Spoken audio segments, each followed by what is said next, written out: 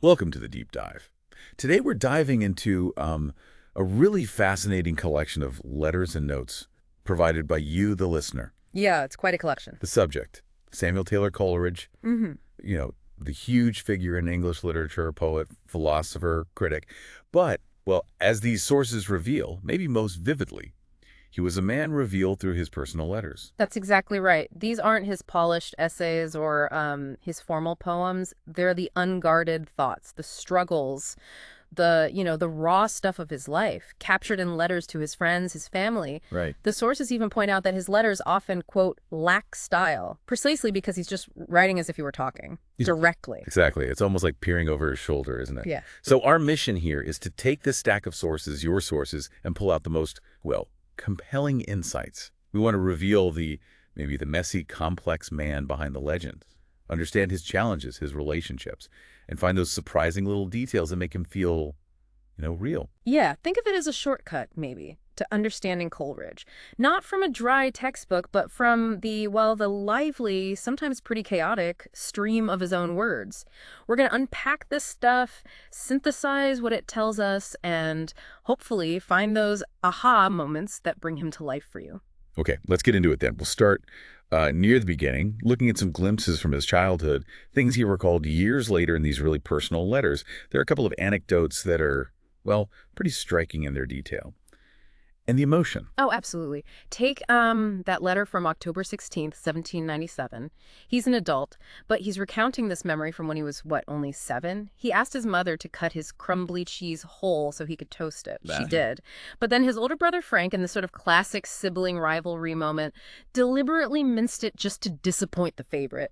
And Right. Coleridge, in an agony of passion, just flew at Frank. Frank then pretends to be seriously hurt, throws himself on the ground. And why would he remember that? That specific kind of small incident so many years later. What's that tell us? Well, I think it gives you a window into the sheer intensity of his feelings, even as a little kid. It wasn't really about the cheese, was it? It was, feeling singled out, that sense of injustice, and then this really passionate reaction. It's a very humanizing detail. Maybe shows the roots of that deep feeling he later connected to deep thinking. Mhm. And that same letter also has that much scarier memory from childhood, falling into the river, nearly drowning. They'd searched everywhere. And he was found by Sir Stafford Northcote, wasn't he? Yes, Sir Stafford Northcote. He'd been out all night, apparently, decides to make one last try, and here's young Coleridge crying.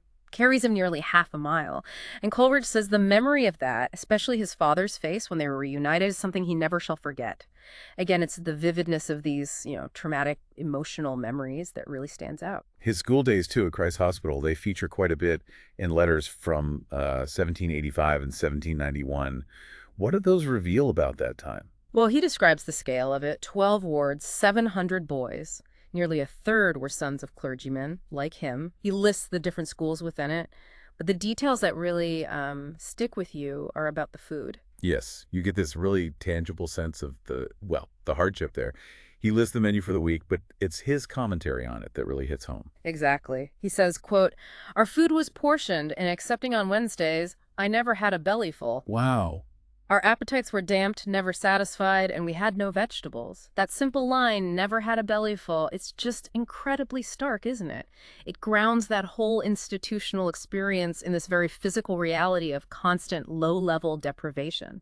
You have to wonder how that kind of constant hunger might shape a young mind, a young body. Absolutely. Makes it very real. There's also that fascinating little mention in the 1797 letter about visiting his uncle, Mr. Bowden, the tobacconist in London. Yeah. His uncle sounds like he was just incredibly proud of young Samuel. So proud. He'd parade the boy from coffeehouse to coffeehouse and tavern to tavern. Coleridge recalls he drank and talked and disputed as if I had been a man. He remembers people exclaiming right in front of him that he was a prodigy. So it shows his intellectual precocity was spotted early, definitely, but maybe also kind of exploited or at least encouraged in these pretty unusual adult settings. Makes you wonder, doesn't it, if being labeled a prodigy so early set this incredibly high, maybe impossible bar for him later on. Moving on from childhood then, the letters give us these glimpses into his time at Jesus College, Cambridge. And again, you get these little details of daily life right alongside the intellectual stuff. Yeah, like sitting down to dinner in the hall, in silence, except the noise of suction. It's such a strange, slightly unsettling detail. Sort of punctures the romantic image of university life a bit. But you also see signs of real academic success. There's an April 1794 letter where he mentions getting thanks from the college for a public declamation, like a formal speech or performance, and being met with pointed marks of respect. He clearly had presence intellect. He also shows this really striking self-awareness about his own writing style, even then. He says he's now aiming for correctness and perspicuity, clarity and precision, basically deliberately moving away from genius after writing some sublime ode that, well, nobody could understand.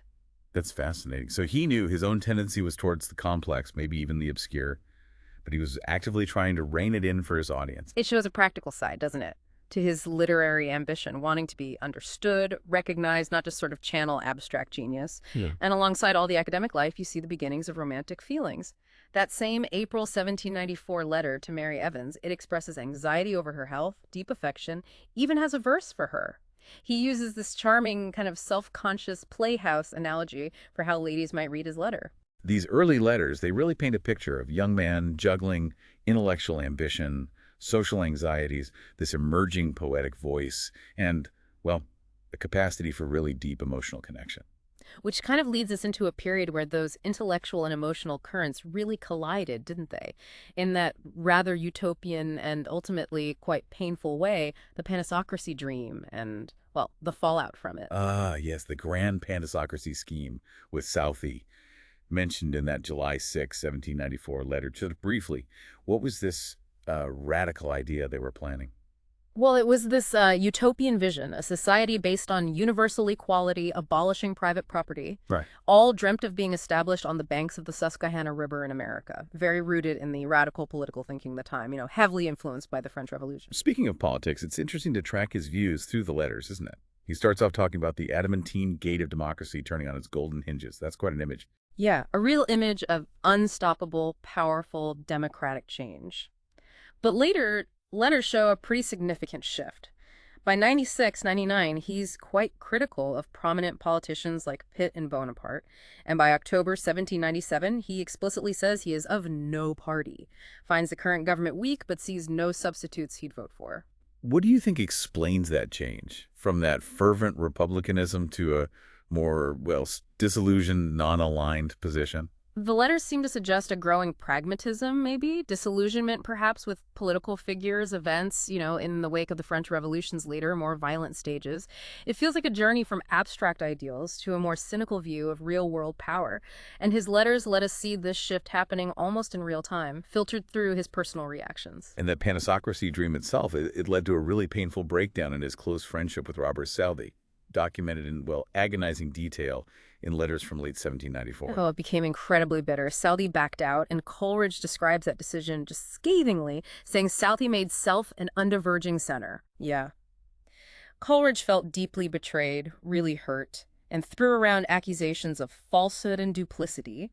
He writes very movingly and painfully about friendship just leaving behind cold civility. They even brought in a mutual friend, George Burnett, as a sort of mediator, a judge in the whole thing. That shows how deeply personal and, well, emotionally charged it all was. Absolutely. It wasn't just an intellectual disagreement. It was a real rupture at the heart of their shared vision.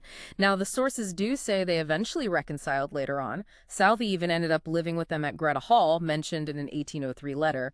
But these earlier letters capture the raw wound of that initial split. And a constant, just inescapable backdrop to all this idealism and these personal dramas was money trouble, financial struggle. This comes up again and again. Always. That July 1796 letter gives actual figures. Earning £40 a year from reviews and magazines, hoping for maybe 20 more from greater works. He writes about the urgent need to simplify his wants. And he draws this stark comparison between what authors get paid and the cost of printers' bills, linking it directly to the debtor's side of Newgate, the infamous London prison for debtors. Wow, that really brings home how precarious it was. An appeal for money shows up as late as a September 1803 letter. There's even a mention, I think December 1799, of the idea of just tossing up a novel with Selby, purely for quick cash. It just highlights that constant pressure, doesn't it? The need for money shaping even their creative thoughts. It wasn't just a minor annoyance. It seems like it was a fundamental condition of his life, really impacting his ability to write and live the way he wanted. Moving on a bit, the letters also give us this touching, sometimes difficult window into his marriage to Sarah Fricker and the realities of family life. Yeah, we see the births of his children chronicled. Hartley in 1796, then Berkeley and Derwent born on the same day in 1800. Though Berkeley died so young. Tragically. Tragically young, yes. And then Sarah in 1802. He refers to them often in letters home or to his close friends. And there are these heartfelt concerns for their health. He writes about Berkeley having smallpox, Hartley with some kind of stomach illness or yellow jaundice. And his hopes for Hartley, whom he clearly adored, are particularly poignant, aren't they?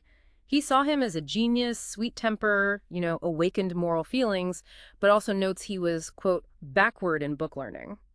These domestic details, they just add this layer of warmth and vulnerability to the towering intellectual figure. They show the man as a concerned father, juggling this abstract world of ideas with the very real anxieties of raising kids in a time when health was so uncertain. The struggles in the marriage itself seem revealed more implicitly, maybe.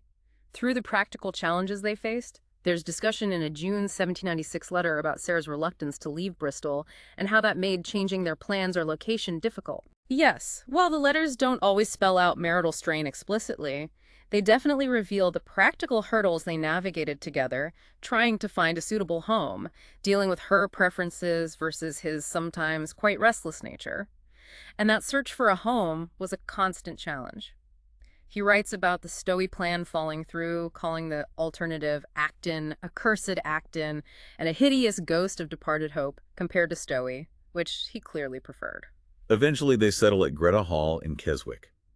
A March 1801 letter describes the house, the number of rooms, the possibility of Southey and his family sharing it with them. Yeah, these details paint a picture of the practicalities, the constant negotiation involved in their domestic life, the hopes for shared living, the financial side of housing, the search for some kind of stability.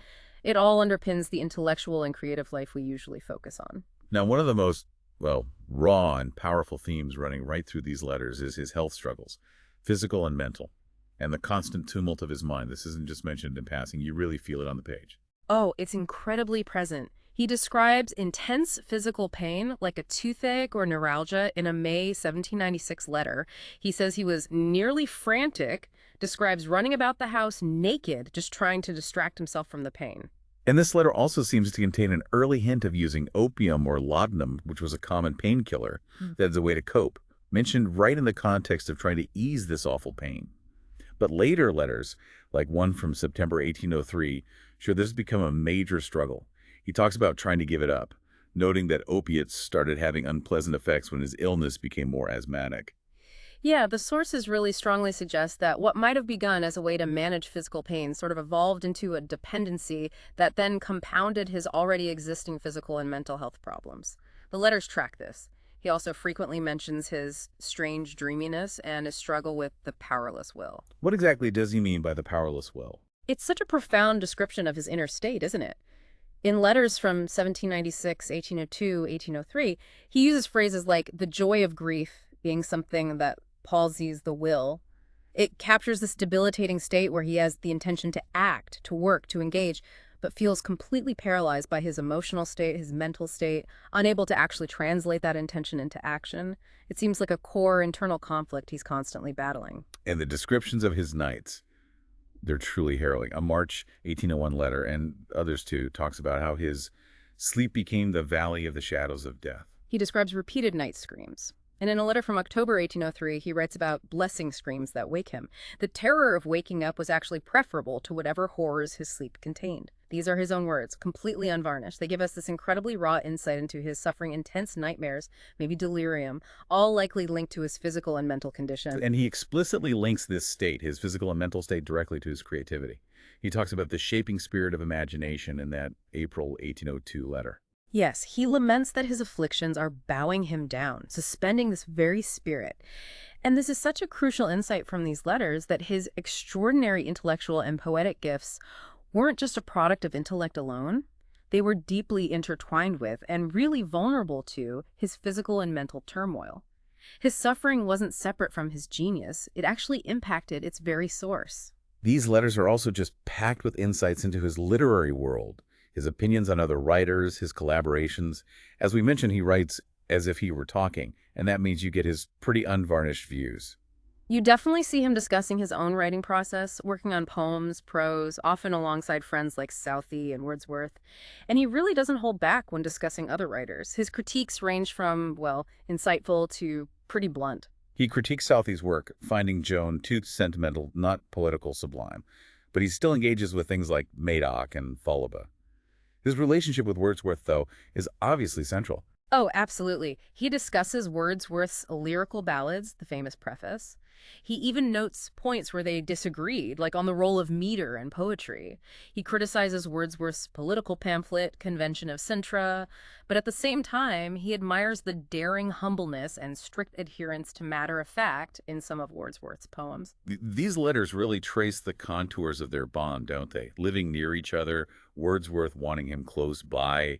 The sources even mention a rupture at one point, but also that deep intellectual and personal connection that somehow persisted despite the disagreements. It sounds like a really complex, intense partnership. And he's just as sharp about others. He talks about figures like William Godwin and Thomas Holcroft, prominent radical thinkers, saying they absolutely trembled before Porson, who was this famous classical scholar known for his sharp wit. And Coleridge boasts a bit, saying he himself did him Holcroft over in a debate just by being cool and using impressive language. He finds the poet William Lyle Bowles has sensibility but lacks passion, says his style is properer for a sermon. He dismisses the poet Salomon Gessner, saying he lacks a pure heart. And there's even that note where he critiques the poet Thomas Moore for his misuse of the possessive case. He clearly had high standards, sometimes pretty exacting standards. These critiques, just tossed off informally in letters, they reveal his literary values, don't they? What he prioritized in poetry: passion, a pure heart, adherence to fact, clarity. Well, clarity when he chose it. And they show his quick, sometimes quite cutting, intellectual assessments of his peers. We also see him working on all sorts of projects beyond the famous poems. He mentions plans for a history of British literature, his political newspaper, The Watchman, those Christian lectures.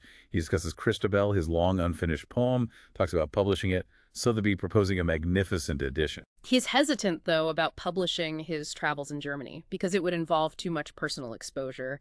And he sees his really intensive work on philosophers like Locke, Hobbes, and Hume, key figures in British empiricism, as sort of pioneer work for a greater work, which was likely his big philosophical or theological treatise, or maybe even the Biographia Literaria.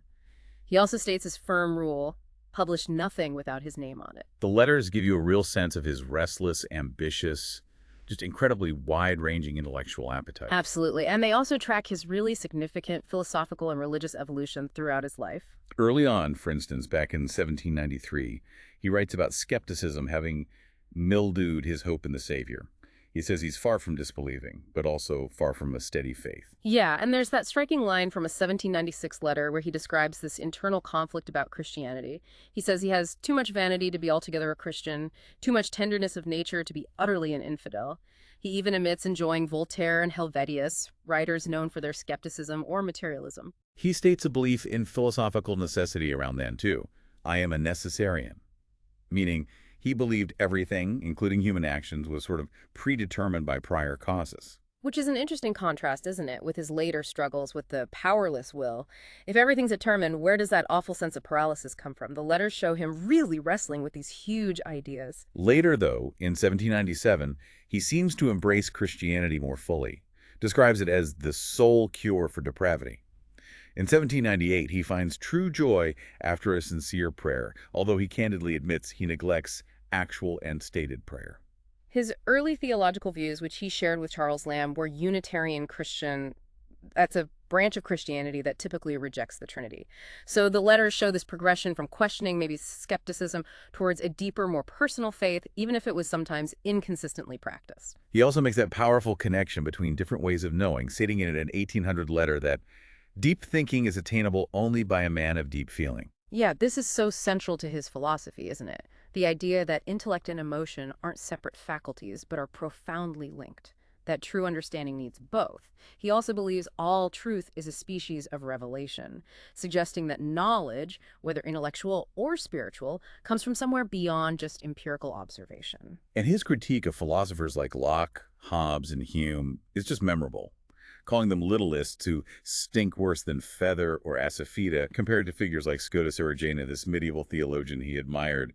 He says he wants to set on his feet again.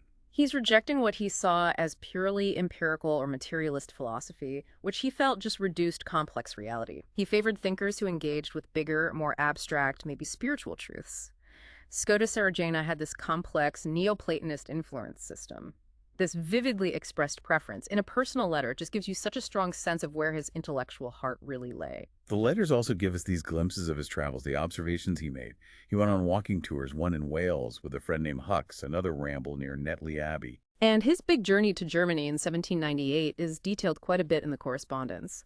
He describes the rough sea voyage, the stink of a sea cabin, lovely, but also being surprisingly gay as a lark, while everyone else was seasick. It shows a certain resilience, maybe, or perhaps just a mental escape, even in unpleasant physical situations. He observes places like Ratzeburg, describes it as island town connected by bridges. But his observations of the German people themselves are surprisingly, well, blunt, calling them an unlovely race, lamenting he couldn't find anyone he could truly love. It's a striking contrast to the romantic poet ideal, isn't it? He details all sorts of German customs, bell ringing, the marriage customs of the Bauers or farmers, shepherds, how they cared for owls, even how they disposed of dead cattle and the gallows. The observations are sharp, detailed, but maybe filtered through his own internal state, perhaps loneliness or an inability to connect deeply at that time. He did socialize in Germany, though. He mentions being introduced to high-ranking officials in Hanover as an English gentleman of first-rate character and talents. Right. And there's that particularly striking passage about a really raucous party with some Englishmen at Göttingen. He explicitly reflects on what he had been at Cambridge and of what I was, contrasting the wild bacchanalian sympathy he used to join in with his present, perhaps more withdrawn self. It's a clear moment of self-assessment right there in the letters, revealing a sense of change, maybe loss, regarding his earlier, more unrestrained youth. His studies in Germany sound pretty rigorous. Planning to read Bishop Berkeley's works chronologically at the Göttingen Library, learning Gothic and Theo-Tuscan languages. He makes that telling comment that being learned is a mighty easy thing compared to the difficulty of poetry or metaphysics. That, again, just highlights his intellectual priorities, doesn't it? Learning languages, scholarly text, that was a task, maybe even an easier one for him. But the truly creative, the deeply philosophical work that was the real challenge. His later travels include that trip to Scotland with the Wordsworths in 1803. He's clearly struck by Edinburgh, calls it a wonderful city with alternation of height and depth, looking like the ruins of a giant's palace. His language there really captures the drama of the landscape. But even these travels may be meant for inspiration or health. They seem colored by his suffering. He notes how difficult the Scotland tour was because of his health, having to practically beg my way, struggling to walk 24 miles a day. It just reinforces that his physical and mental struggles were these constant companions, weren't they? Intruding even on moments that should have been about travel, inspiration, or recovery. Finally, the letters really reveal the complex dynamics of his relationships with this circle of key friends. Each one seems to have played a slightly different role in his life. Thomas Poole definitely comes across as the most consistent confidant. The one he pours out his deepest anxieties, his most personal details to. Letters from 96, 99, 1801 show this strong and unmixed affection he felt for Poole. Poole seems to have been a real anchor, a steady receiver for Coleridge's often turbulent thoughts. Charles Lamb, then, with their shared history from Christ's Hospital, clearly someone he had deep affection and huge intellectual respect for. Coleridge notes Lamb's insight, his support, saying Lamb likes it a poem with tears in his eyes. Yet there's also that note about his Lloyd and Lambo phobia, referring to Lamb and another friend, Lloyd, and finding their prose come so damned dear, maybe meaning their collaboration was difficult or slow for him. It shows the complexity, doesn't it? Even in his most cherished friendships. Deep love, intellectual appreciation, but mixed with potential frustration or the strains of working together. He also mentions Lamb's sister Mary's recurring mental illness and their incredibly doting, protective relationship. That adds another layer of shared experience, perhaps shared burden, too. His friendship with the political radical John Thelwall involves some pretty robust debate.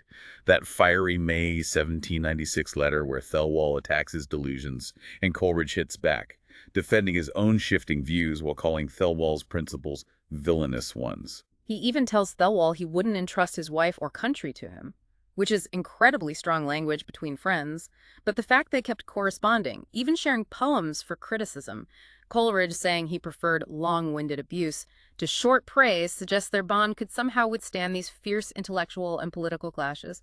It reveals Coleridge's capacity for intense engagement while still somehow valuing the connection. Thomas Wedgwood appears as maybe a source of advice, potentially patronage. There's that note mentioning Wedgwood lent him £100, a significant sum back then. They discuss health, potential cures like warm bathing. Yeah, that highlights the practical, sometimes dependent nature of these friendships, especially given Coleridge's constant financial struggles, and William Southey too. They discuss literary matters, Sotheby's play Orestes, the work of Bowles.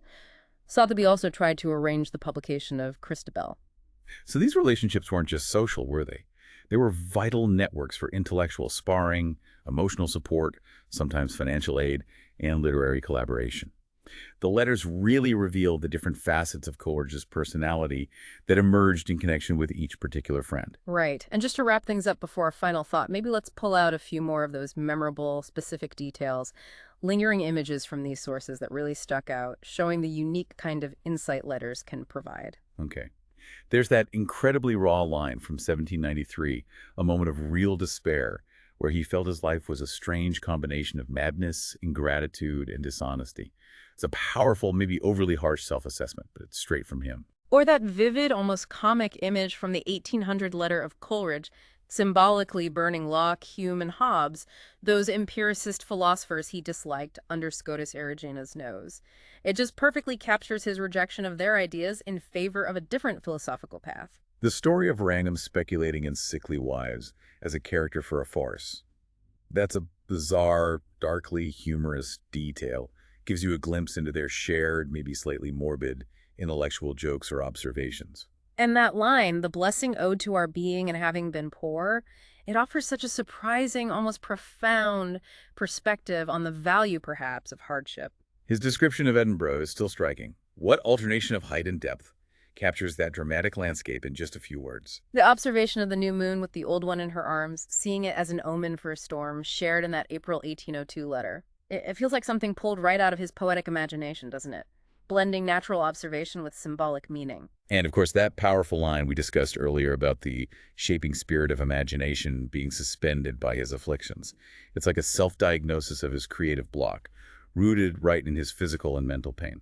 And finally, there's that sudden jolt back to the mundane, that very specific practical note about tea for his children in November 1802, suggesting ginger tea with milk for Hartley. It just shows the same mind that could contemplate the shaping spirit was also worried about his child's upset stomach. These details, whether they're grand or mundane, intellectual or deeply personal, they really bring the man to life in a way that perhaps his published works alone can't quite do. So we've journeyed through years of Coleridge's life, haven't we? As chronicled in these letters, from childhood scrapes and school dinners to intellectual battles, personal suffering, money worries, grand literary ambitions, it's all in there. What's really fascinating, I think, is seeing how his incredibly complex mind, the mind behind those famous poems, those critical essays, was constantly processing the raw material of his daily life. His health struggles, his complicated relationships, his shifting beliefs.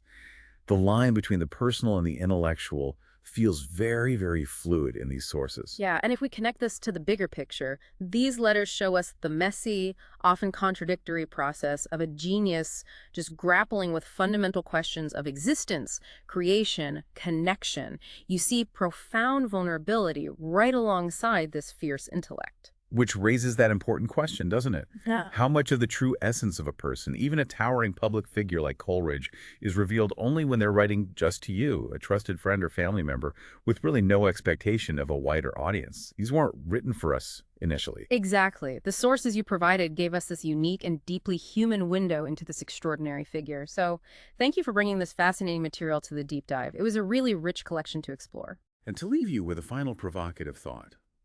Consider how the intimate, often painful details of Coleridge's personal life, shared so openly here in these letters, the illnesses, the financial pressures, the relationship difficulties that struggle with his powerless will. Consider how these struggles, both fueled perhaps and maybe tragically impeded, the very shaping spirit of imagination that defined him.